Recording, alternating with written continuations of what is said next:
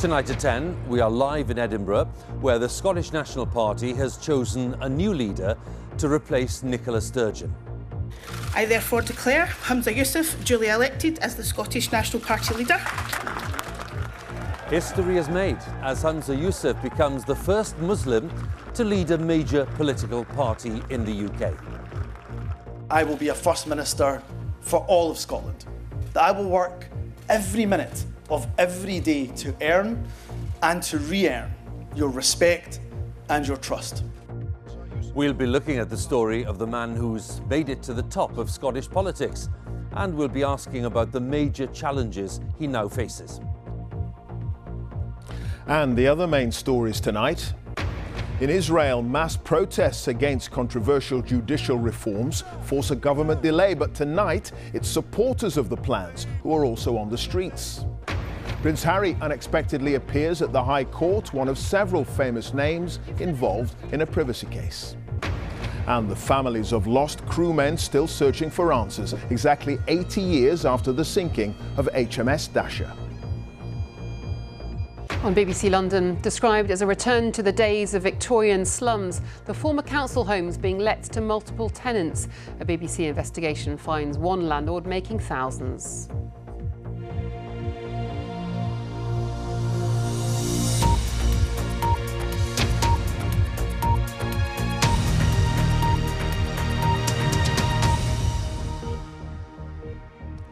Welcome to BBC News at 10, which comes tonight from Edinburgh, on the day a new leader was elected by the Scottish National Party.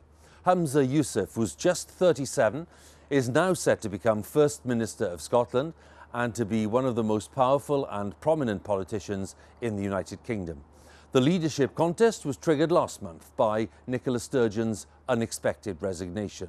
She has dominated Scottish politics for almost a decade, and everyone here seems to agree that she will be a tough act to follow. Now, this is what happened in today's result. More than 50,000 members of the SNP voted, with Mr Yousaf taking 52% of the vote on the second round. It is a result that makes history. Mr Yousaf is the first Muslim leader of the SNP and the first Muslim to lead a major party in the UK. Tomorrow, members of the Scottish Parliament will vote on whether to appoint him as the nation's new First Minister. And the list of challenges for the next First Minister is a rather daunting one. We'll be looking at those challenges, and we'll be looking at Mr Yousaf's family story. But first, our Scotland editor James Cook reports on today's result. With a high five for his daughter, Humza Yousaf hints at what is about to happen. He's just been told the result, and it shows. Kate Forbes, 23,890. This represents 47.9% of the final vote. Humza Yousaf, 26,032. This represents 52.1% of the final vote. I therefore declare Humza Yousaf duly elected as the Scottish National Party leader. The margin was tight, the result historic, as Mr Yousaf acknowledged paying tribute to his late grandparents who came to Scotland from Pakistan in the 60s, speaking barely a word of English. As Mohammed Yousaf worked in the Singer sewing machine factory in Clydebank, as Rahmat Ali Bhutta stamped tickets on the Glasgow Corporation buses, they could not have imagined, as I say in their wildest dreams, that 2 generations later, that their grandson would one day be on the cusp of being Scotland's First Minister.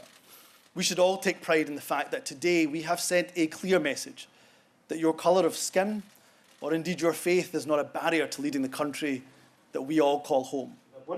For the SNP, though, this was a bruising campaign, with Mr Yousaf painted by his rivals as a lightweight who would not, could not deliver independence. Over the last 5 weeks, we may have been competitors or supporters of different candidates. We are no longer Team Humza or Team Ash or Team Kate. We are one team, and we will be the team. We will be the generation that delivers independence for Scotland. You have suggested during this campaign that it will be difficult to fill the shoes of Nicola Sturgeon, and yet on the central defining mission of your party, independence, ultimately, she failed. What makes you think you can succeed where she couldn't? So first and foremost, I want to pay tribute again to Nicola Sturgeon because she has left us with a really strong foundation. And we will build upon that foundation. I will build upon that foundation. But it won't just be me. I'm going to build the team that's going to deliver independence. But will that include Kate Forbes? There's a space in a broad church like the SNP for differences of opinion, but ultimately we are now united and we unite behind Humza. And still a space for you? Well, I would hope so. The narrow margin of victory underlines the scale of the challenge for Humza Yousaf. It has exposed deep cracks within the SNP, and he'll now have to find a way urgently to reunite his party. But for now, the Scottish Labour leader, who attended a Glasgow private school with Humza Yousaf, paid tribute. Look, I think to demonstrate that someone can be elected to a position regardless of their faith and background is of course a significant moment. To have the first ever ethnic minority First Minister is of course a significant moment. But as you know, as is the issue with politics, is we'll get into the nitty-gritty and the real debates and the real arguments about the future of Scotland. And of course I relish doing that. I'm sure he does too. Personally congratulate him on reaching this position within his party and his hopes to be First Minister tomorrow. But he has to have a full reset for Scotland's economy, for Scotland's health service, for Scotland's education system to deliver for people. And if he insists on focusing on independence above all else, then Scotland will suffer. Give us a wave! The Greens don't think so. In 2021, they agreed to share power with Nicola Sturgeon in a deal which looks set to continue.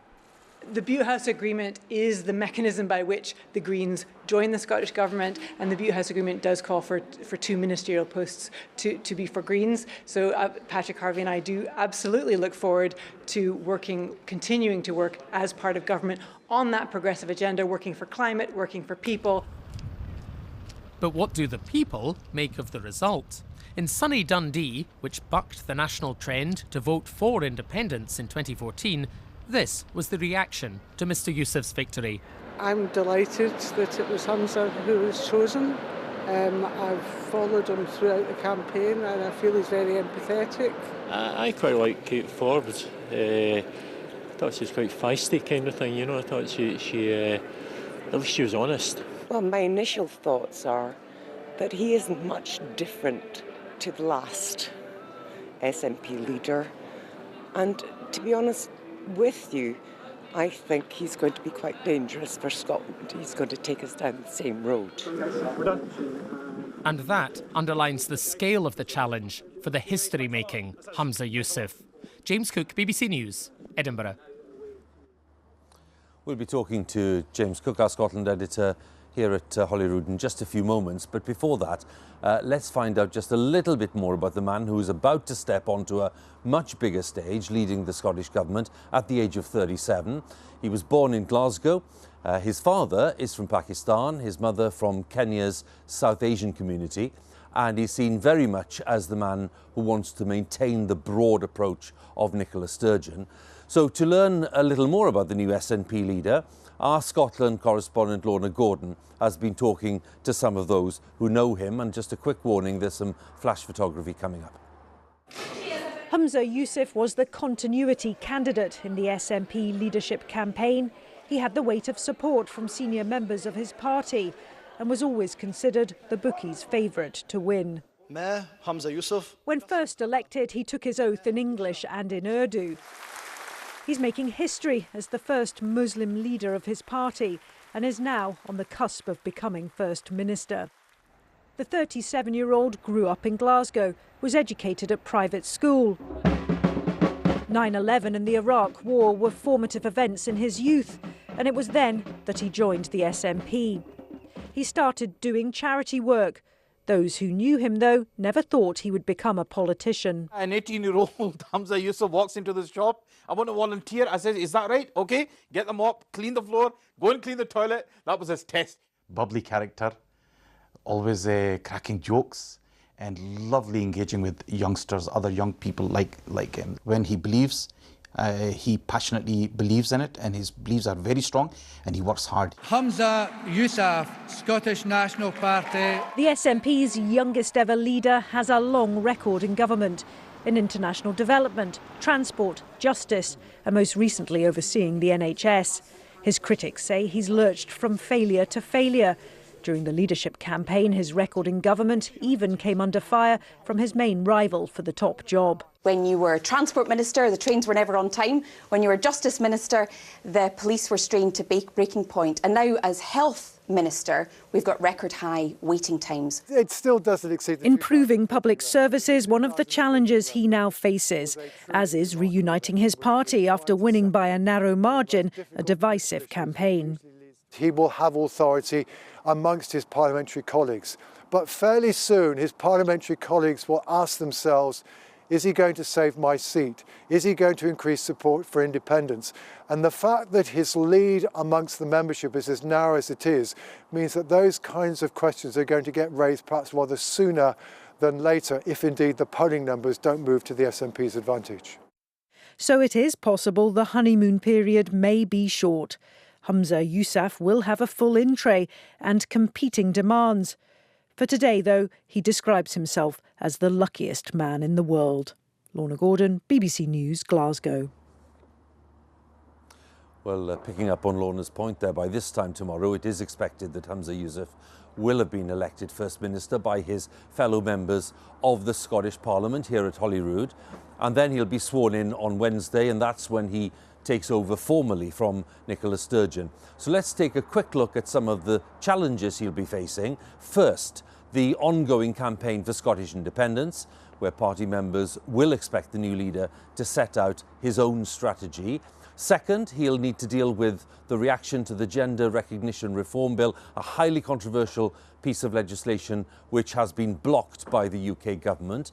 And third, he will be expected to deal with a health service with record waiting times and an education system that has seen little closing of the academic gap between pupils from wealthy backgrounds and those who are from disadvantaged backgrounds. Well, in a moment, we'll be assessing some of those challenges with James Cook, our Scotland editor, who's with me here in Holyrood. But before that, let's go straight to Westminster and talk to our political editor, Chris Mason. How has this news of the election in Scotland gone down at Westminster, Chris?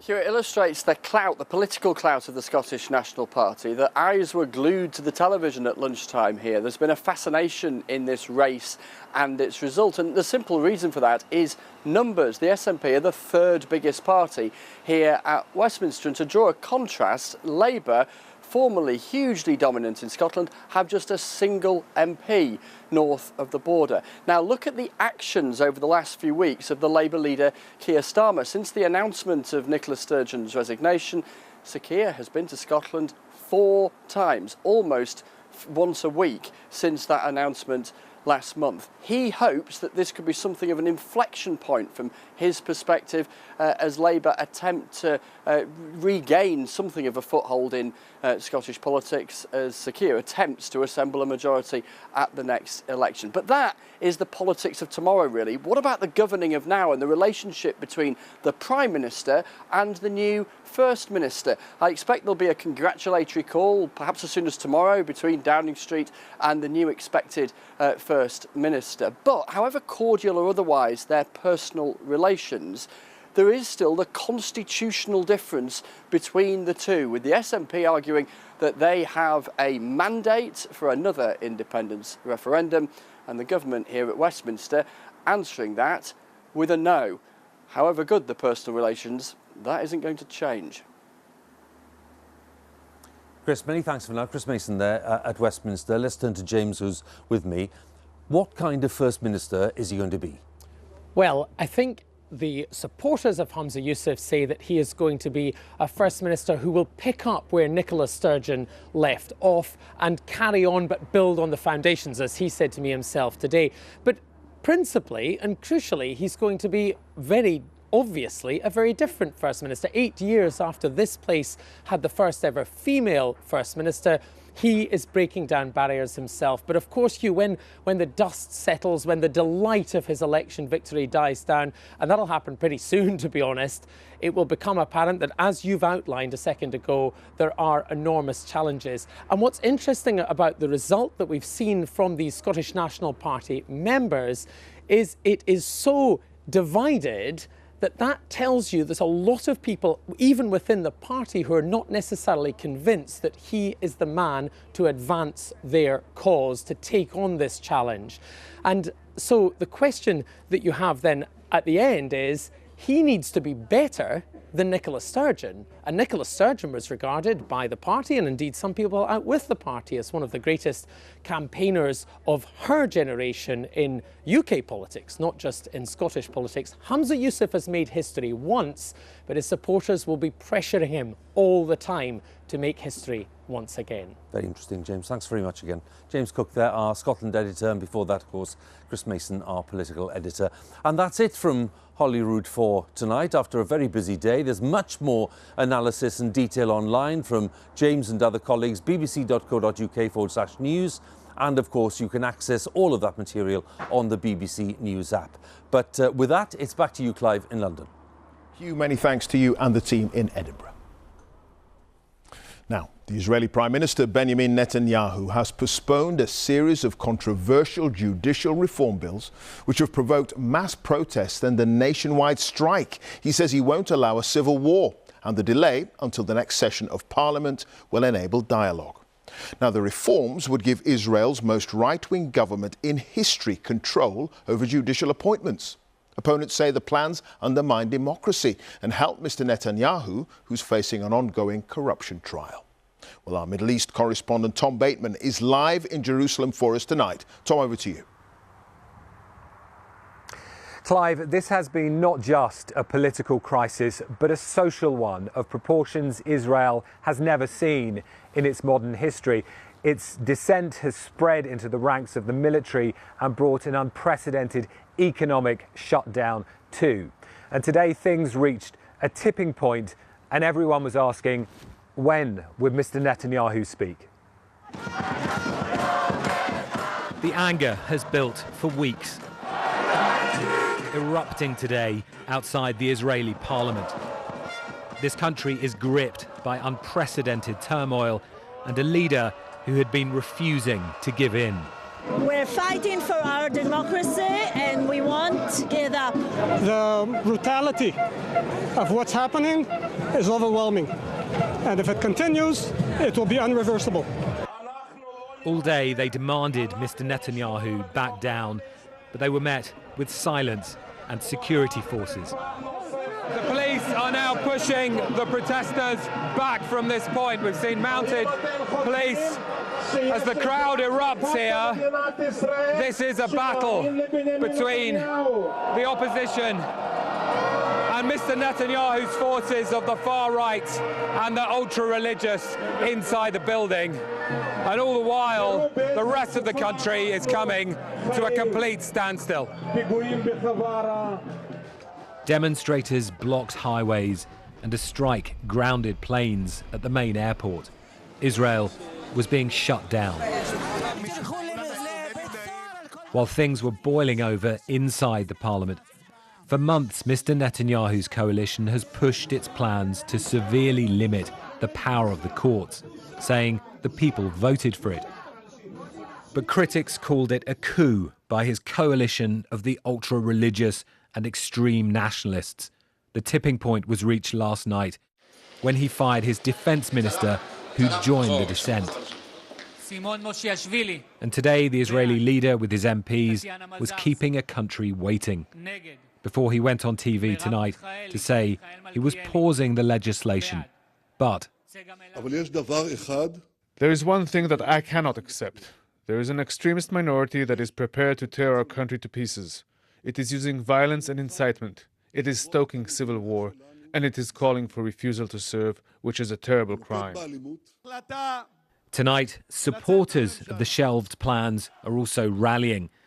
Israel's leader unleashed a struggle over the very identity of the state. The protesters have won a concession, but Mr. Netanyahu won't want to lose for long. Tom Bateman, BBC News, Jerusalem. Prince Harry has unexpectedly appeared at the High Court in London as legal proceedings get underway in a privacy case brought by him and a number of other high-profile figures. They include Sir Elton John and Doreen Lawrence, who were also in court suing Associated Newspapers, which publishes the Daily Mail and the Mail on Sunday. Here's Tom Simons. It's only day one of what could be a long legal battle. No witnesses giving evidence, just procedure. So when Prince Harry suddenly turned up, it seemed to send a message. He'll be fighting this battle in person. And it wasn't just him. Elton John arrived next and headed to the plastic seats of Court 76 to sit next to his husband, David Furnish. And then Baroness Lawrence, mother of murdered Stephen. Along with Liz Hurley, Sadie Frost and the former MP Sir Simon Hughes, they're accusing the publisher of the Mail and Mail on Sunday of bugging cars and homes, listening to private telephone calls, paying police officials and obtaining medical and financial records, along with phone hacking. As crowds gathered here inside the court, Harry listened intently to what were often detailed legal arguments. The judge decided that we, the media, can't report some aspects of this case, including the names of around 70 journalists who've been accused. He said that was important to make sure that the process was fair and that the evidence could be heard freely in court.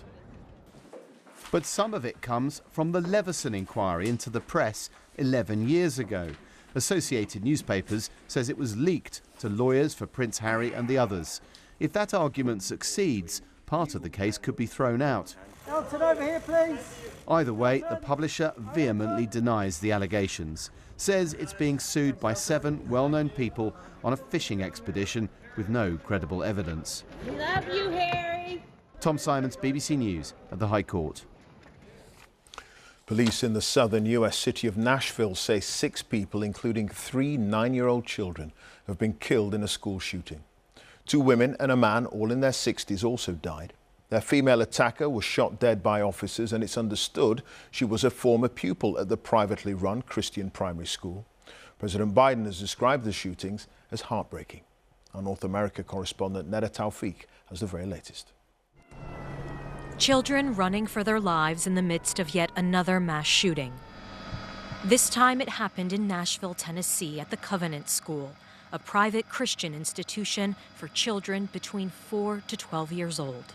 It was slightly after 10 a.m. when emergency services got the call of an active shooter and rushed to the scene. The response was a swift one, taking officers less than 15 minutes to stop the shooter, a 28-year-old Nashville woman armed with 2 assault rifles and a handgun. Officers entered the first story of the school, began clearing it. They heard shots coming from the second level. They immediately went to the gunfire. When the officers got to the second level, they saw a shooter, a female, who was firing. The officers engaged her. She was fatally shot by responding police officers. Before they could get to her, she took 6 lives, 3 of them children.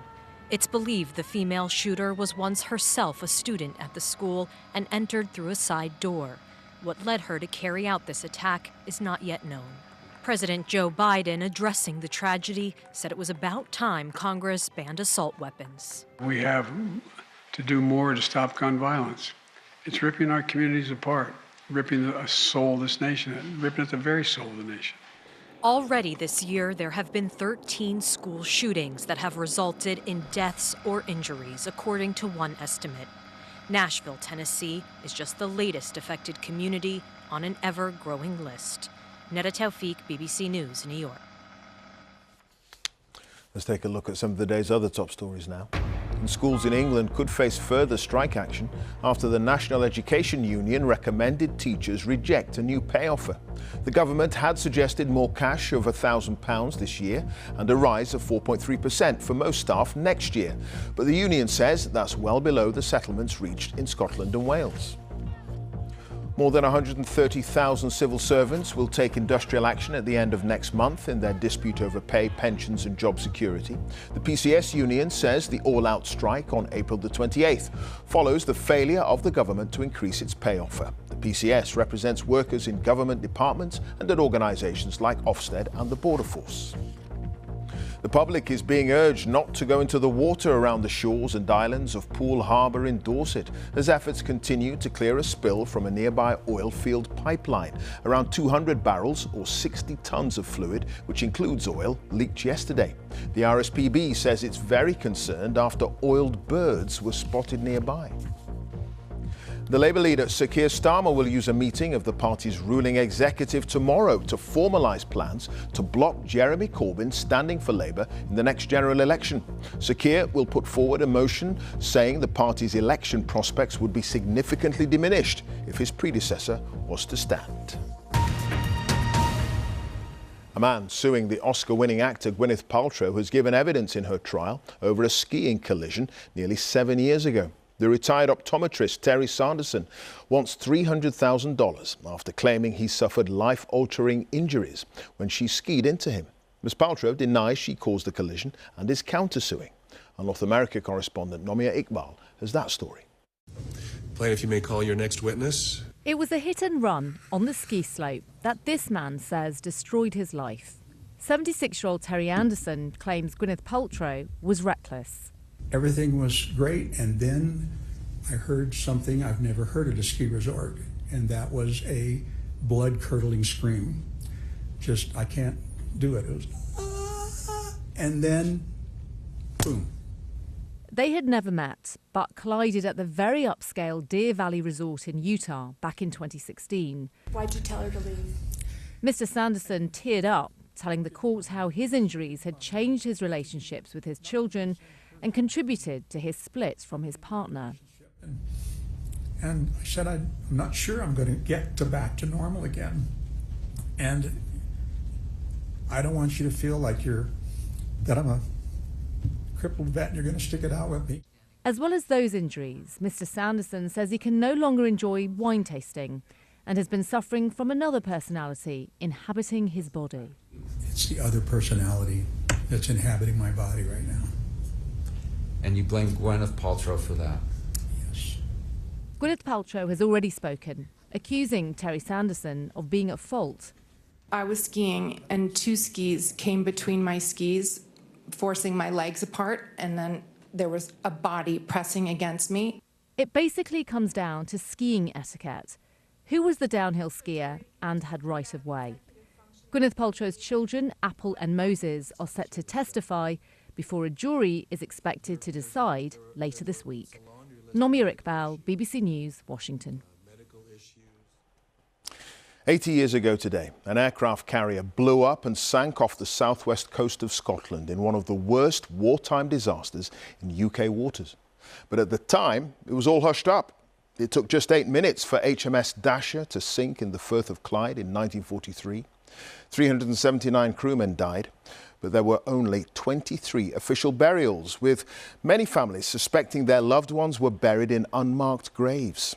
Hugh Pym reports now from North Ayrshire, where he's been speaking to the daughter of one crew member who went down with his ship. All those who died when Dasher sank in these waters. A lament for those lost when HMS Dasher went down 80 years ago today.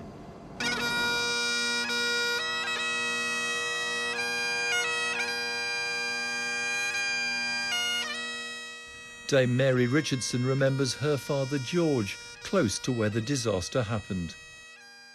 Looking out at Arran, people must have been able to see sailors struggling for their lives in the water. It's almost like a river. You could swim it. You don't often get a tragedy that happens so close to you. It's almost touchable. The aircraft carrier blew up and sank in calm waters. The cause isn't clear, but it didn't involve enemy action. There are continuing questions about what happened to many of those on board. Bill Watson's father was asked to help collect bodies as they were washed up on local beaches. He told his son about what he witnessed. They would get 6 onto these ambulance trailers of these poor souls, and they would be taken to local mortuaries. His estimation, him and his small group, certainly greater than 50. Dame Mary has personally funded a drone survey of Sander Island off the Mull of Kintyre, one location where she believes bodies could be buried. And that's precisely in the location that the eyewitness identified. It is. Along with local historian Graham, she says the results are worthy of further investigation. Really, the characteristics of this scan are associated with a burial and perhaps with a mass burial. This weekend, relatives of those who died when HMS Dasher sank gathered in Ardrossan. 80 years on, they still feel they want answers. I was 4 when Dad was killed. And it's been a bit of a mystery ever since? It has, yes.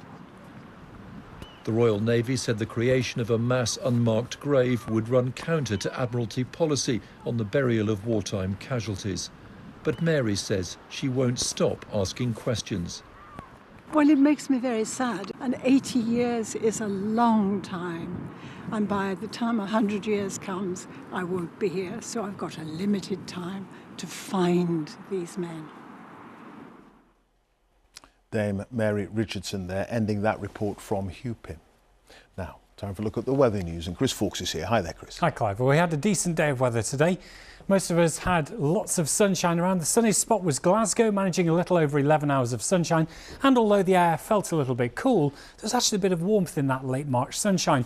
The fine weather was brought to us thanks to this area of high pressure. The first one I reckon we've had in a little over 3 weeks.